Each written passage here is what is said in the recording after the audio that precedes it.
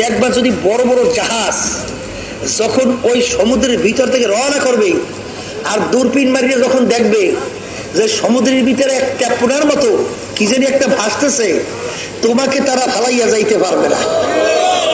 তখন ওই দূরবীন দিয়ে দেখবে যে একটা মানুষ, তখন কিন্তু জাহাজের ভিতরে উঠাইয়েই নিয়ে কিয়ামতের ময়দানে যখন বড় বড় জাহাজ, রশিদ আহমদ গঙ্গি রহমাতুল্লাহ আলাইহি, আল্লাহ হাজী ইমদাদুল্লাহ মুহাজির মক্কি রহমাতুল্লাহ আলাইহি, সৈয়দ ইসহাক সাহেব রহমাতুল্লাহ আলাইহি, উজানির কারি ইব্রাহিম সাহেব রহমাতুল্লাহ আলাইহি, বাবারে আল্লাহু আকবার, আল্লাহু আকবার, আল্লাহ, সৈয়দ ফজলুল করিম রহমাতুল্লাহ আলাইহি যখন কিয়ামতের ময়দানে বড় বড় জাহাজ দিয়ে রওনা করবে, তোমার আমার যদি এই বয়া বুকের ভিতরে থাকে,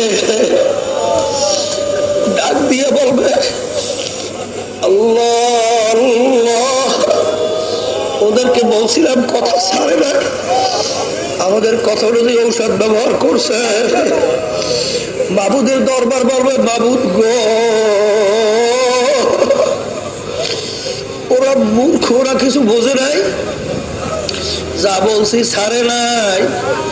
মাবুদ গো দয়া মায়া করে আপনি ওদেরকে আপনার কুদরতি কোলের মধ্যে টাইনে আনেন। বড় বড় জাহাজ না পার হবে কেনা, যে কথার নাম কইছে বেটা পৃথিবীতে একটা হাদিস দেয় আর ওই রকম নবীর আসলে তো সাহস পায় না কথা কইতে, এনে কল্লি মধ্যে শরীরের মধ্যে কেটা